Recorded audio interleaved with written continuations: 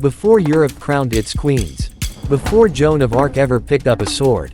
Africa had a woman who led armies, conquered cities, and ruled with absolute authority. She didn't inherit peace. She created fear. Her name was Queen Amina. And history did its best to forget her.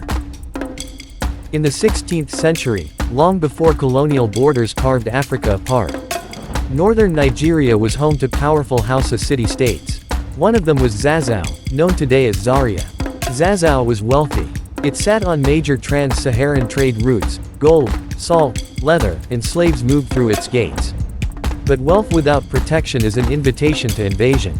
This was the world Queen Amina was born into. She was the daughter of Bakwa Taranku, a respected ruler of Zazzau. But unlike most royal daughters, Amina was not raised for marriage alone.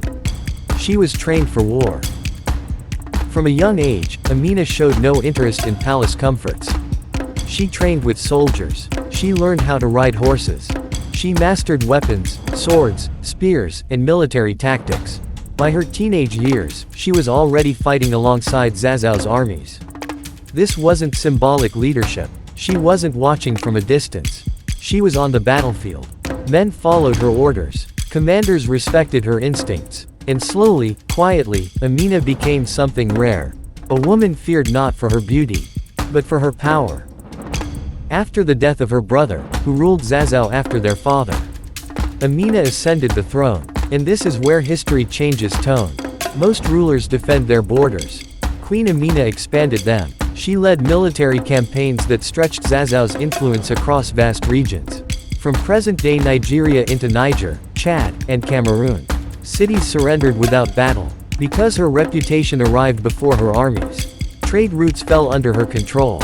Tribute flowed into Zazzau. Under Queen Amina, Zazzau became one of the most powerful states in the region. This was not diplomacy. This was dominance. Queen Amina didn't just conquer. She fortified. Across the lands she ruled, she ordered the construction of massive defensive walls. Today, they are remembered as Amina's walls. Some of them still stand centuries later. These walls weren't just physical barriers. They were psychological ones. They sent a message. This land is protected. This land is watched. This land is not weak. In a time when women were expected to rule from behind curtains, Queen Amina ruled from horseback. She was not tolerated. She was obeyed. And this is where discomfort begins. Because Queen Amina didn't fit the story history preferred to tell.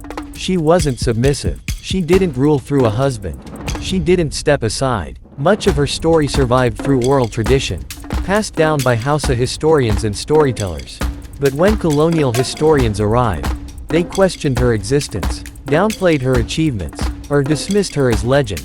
A powerful African woman with military authority was inconvenient. So parts of her story were softened. Others were ignored. Erasure doesn't always mean deletion. Sometimes it means silence. Yet, Queen Amina was never truly erased. Her walls still shape cities. Her name still lives in Zaria. Her story still inspires African women, warriors, and leaders.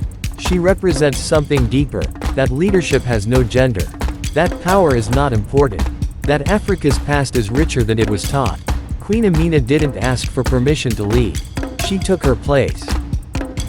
If Queen Amina had ruled in Europe, would her name be carved into every textbook?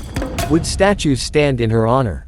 Or was she forgotten simply because her power came from Africa, and her crown rested on a woman's head? History remembers kings loudly, but queens like Amina echo quietly through time. And maybe, it's time we listen. Subscribe for more African history they forgot to teach.